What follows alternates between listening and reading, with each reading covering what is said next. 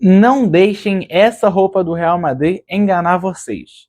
Até porque não é nem desse jogo que eu vou abrir o vídeo de hoje. Fala, meu povo, hoje eu tô aqui para comentar as primeiras 4 partidas das oitavas de final, no caso do jogo de volta, os confrontos que já foram definidos, os times que já avançaram e que irão disputar as quartas de final. Se você está aqui, não esquece de deixar o like no vídeo, comentar o que você achou das partidas e também se inscrever no canal, caso você não esteja inscrito.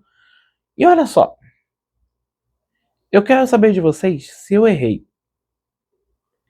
Eu havia falado, ainda no vídeo sobre os jogos de ida, que Sporting e Bodo, que é o jogo que eu vou abrir o vídeo de hoje, é o jogo 50-50. É o jogo, para mim, que seria mais difícil cravar o classificado. Os jogos não foram 50-50. Talvez a ida até foi sim, pelos números muito iguais. Eu cheguei a mostrar aqui os números de finalização, posse de bola no confronto. A volta não foi. Mas antes de eu entrar no jogo, assim, que o agregado seja 5-3 para o Sporting. Até então, foi um agregado menor. Se a gente comparar com o Real e City, se a gente comparar com o PSG e Chelsea, a mesma diferença de Arsenal e Bayern. Então, como não foi 50-50? Tá bem. Parando de gracinha, vamos falar sobre esse jogo?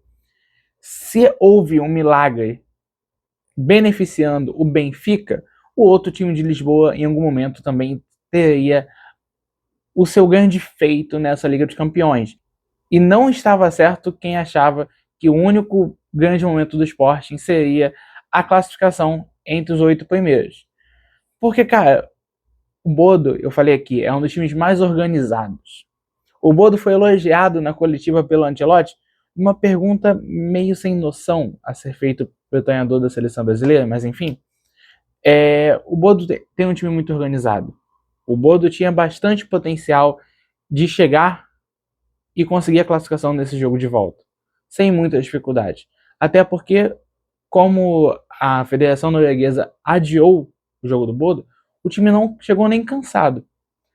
Mas a gente viu um Sporting que tentou demais e mereceu a classificação. O primeiro minuto de jogo ele já é de domínio do time português.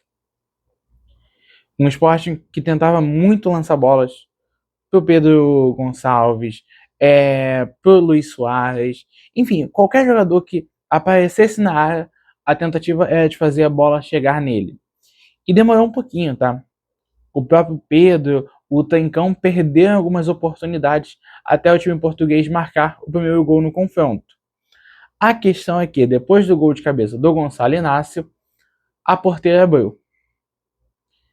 Com facilidade de conseguir atacar, mas nem tanta facilidade de conseguir marcar. Os dois outros gols foram sair só na segunda etapa. Um do Pedro Gonçalves, com assistência no cruzamento rasteiro de Luis Soares, e o outro do próprio atacante, que conseguiu substituir muito bem Vitor Gyökeres, né? Quem diria? Ainda assim, o placar era de 3-0. Mesmo resultado que o Bodo havia vencido na Noruega. Então, teríamos prorrogação. E na prorrogação, o jogo foi resolvido muito rápido. Aos 91 minutos, a gente já teve Max Araújo, que é um uruguaio que está fazendo uma temporada muito boa no Sporting, que entrou muito bem nesse jogo, acabou colocando o quarto gol no placar, e a gente ainda teve a chance do gol no finalzinho do jogo de Rafael Nel, encerrando o placar em 5-0. Então o que a gente teve aqui foi um Sporting que demonstra essa vontade na Champions, desde a fase de liga. Isso é muito importante. Porque o Bodo não é um adversário fácil. O Bodo pode ser um adversário frágil. Como eu falei, o time norueguês não conseguiu se defender e conseguiu atacar em pouquíssimos momentos no José Alvalade. Ainda assim, o Sporting, que teve diversas finalizações, também não teve a vida mais fácil de conseguir fazer o que tinha que fazer. Mas ainda assim, contando com um ataque que rende muito bem nessa temporada, o time português conseguiu se classificar para as quartas de final. E quem sabe a gente não tem a melhor campanha de um time português em muito tempo.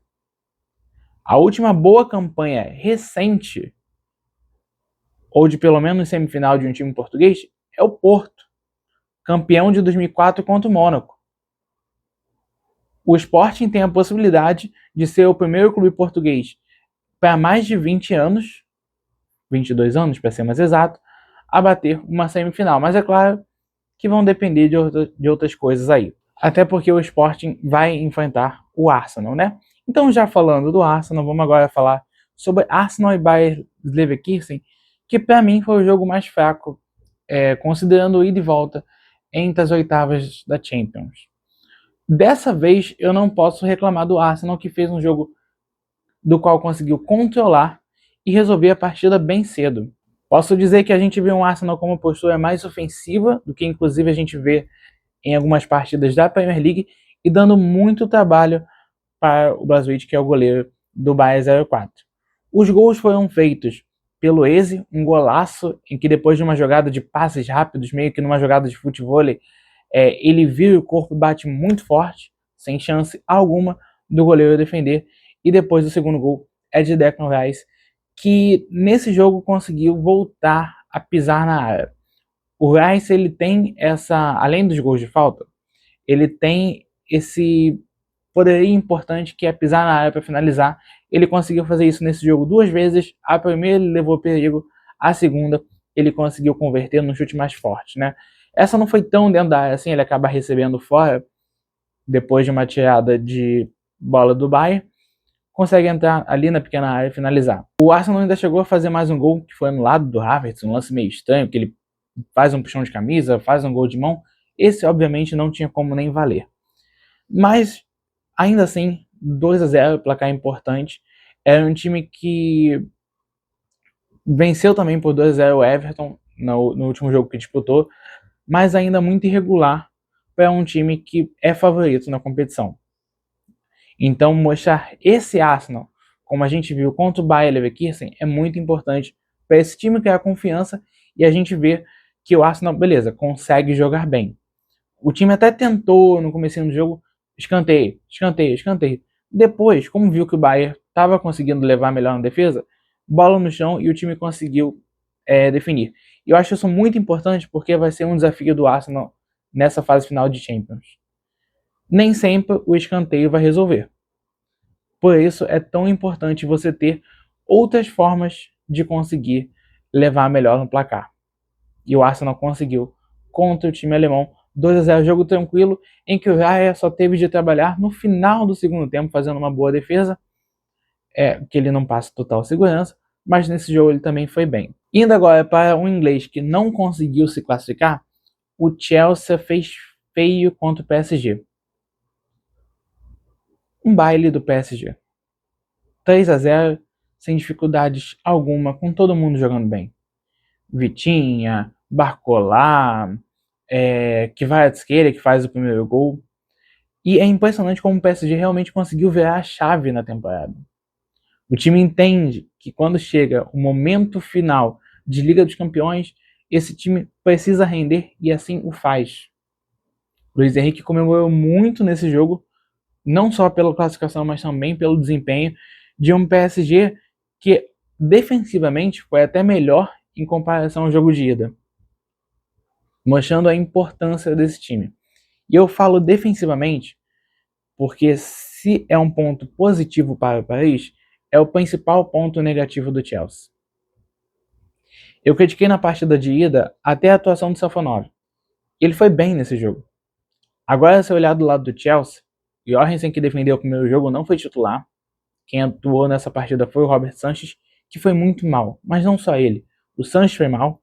O Sarr, que é um lateral direito de 20 anos, que vinha só jogando jogos mais fracos na Liga e na Copa, entrou nesse jogo e errou na primeira bola importante. E é quem erra, inclusive, para acontecer o gol do Kvaratskhelia. O Cucurella foi muito mal. E uma dupla de zaga que a gente não compreende. Viralizou um tempo atrás a fala sobre o Cucurella, né, que o Chelsea só contratou não porque quem contratou entendia de futebol, mas sim porque o City queria. E quando a gente olha essa linha defensiva do Chelsea, a gente realmente vê que quem contratou aquilo ali não entende de futebol. é alguém que queria gastar dinheiro. Então, todo o dinheiro que o Chelsea tinha, e acabou de sofrer uma punição da UEFA, de possivelmente 2 temporadas, 2 anos sem fazer contratações, mais uma multa de 10 milhões de libras, esse Chelsea que conseguiu ter um dinheiro, ainda que fosse por um motivo polêmico, não soube gastar. E esse Chelsea que começa a temporada vencendo a Copa do Mundo de Clubes, brincando de certo modo contra o Paris Saint-Germain, é eliminado da Champions pro mesmo time, não jogando nada. Nem quem foi bem naquele jogo, sei lá, o João Pedro, conseguiu aparecer aqui. Se eu não me engano, o João Pedro só deu uma finalização ao gol.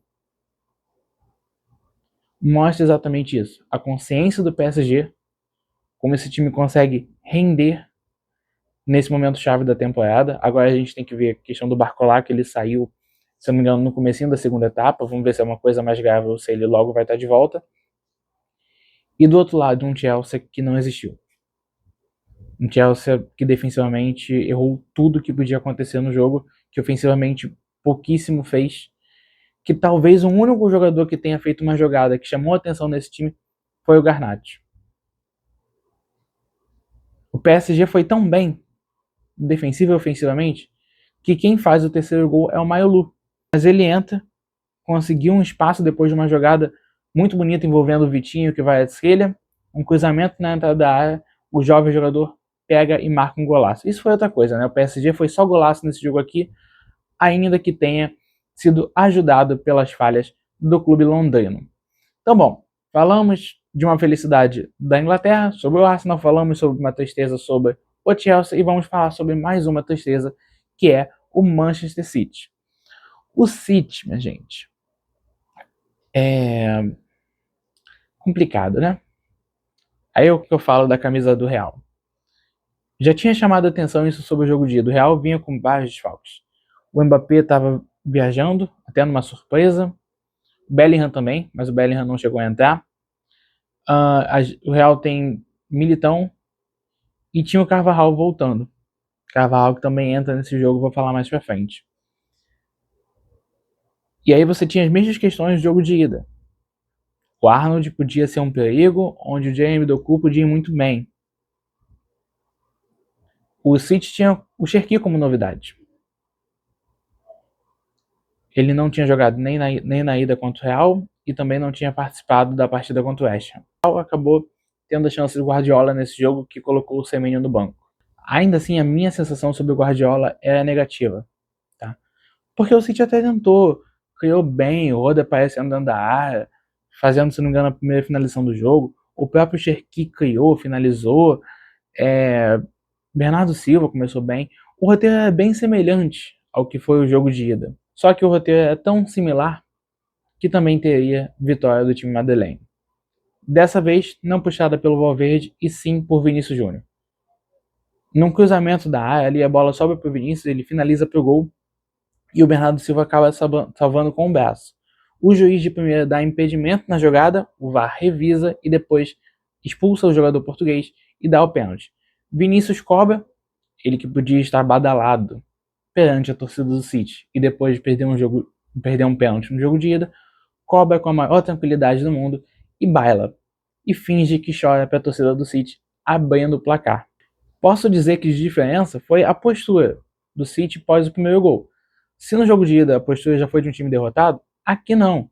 Aqui o City tentou, inclusive com Haaland, que não vinha aparecendo muito bem nas últimas partidas do clube.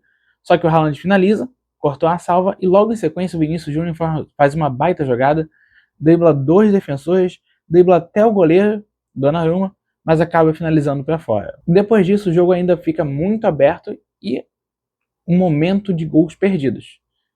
Rodri, Haaland, Ben Dias do outro lado, que faz uma grande jogada, mas o norueguês que tanto perdeu gols nesse jogo, num cruzamento curto de Jeremy Doku, ele não desperdiçou e conseguiu terminar o primeiro tempo tudo igual para ambos os lados.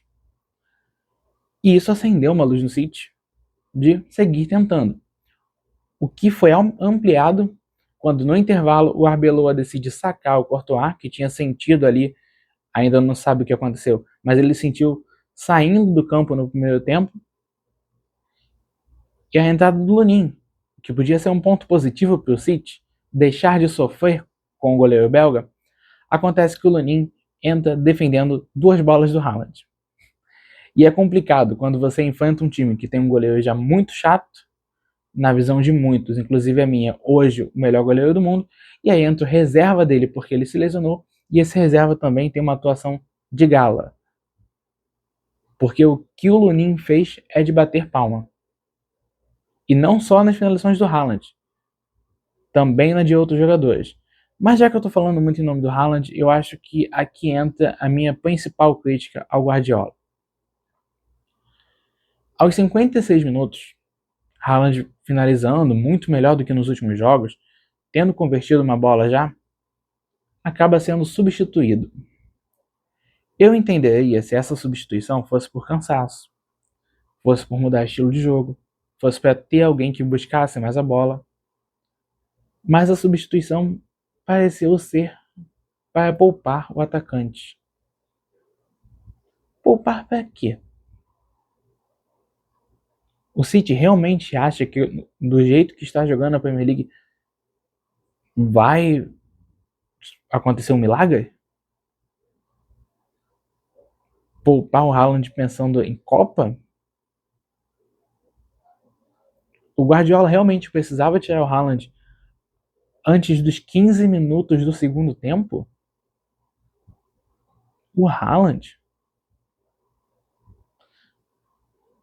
Bem, decisões, né? Depois disso, o City, que também estava sem o Rubem Dias, que também tinha sido trocado no intervalo, até consegue marcar um gol com o Cherki, mas foi anulado por impedimento, e dali o jogo volta a ser de controle do Real. Mbappé entra a campo, que é uma vitória para ele. O Mbappé que acabou se lesionando, fez tratamento na França, pediu uma segunda opinião na Inglaterra para ver se ele tinha condições de jogar, e por isso entrou, por isso o Arbeloa confiou em colocá-lo em campo. Teve 2 chances, acabou finalizando para fora, mas o final de jogo volta a ser de Vinícius Júnior. A primeira grande chance dele, ele perde, o Valverde no rebote até faz, mas é marcado impedimento. Nessa partida o Bandeira trabalhou demais, só não trabalhou mais do que o Bandeira do jogo de Arsenal e Bayern, que caiu. Se eu achar a imagem eu coloco aqui. Na segunda, ele pega o rebote de um chute do Valverde que o Donnarumma defende e finaliza pro gol e marca, mas é marcado impedimento. Mas na terceira ele consegue o segundo gol da noite, num belo cruzamento do Tchouaméni. Ele só bota o pezinho para finalizar e dar números finais ao jogo em Manchester. 2 pro Real, 1 pro Manchester. Bom, agora classificados temos Arsenal, PSG, Sporting e Real Madrid.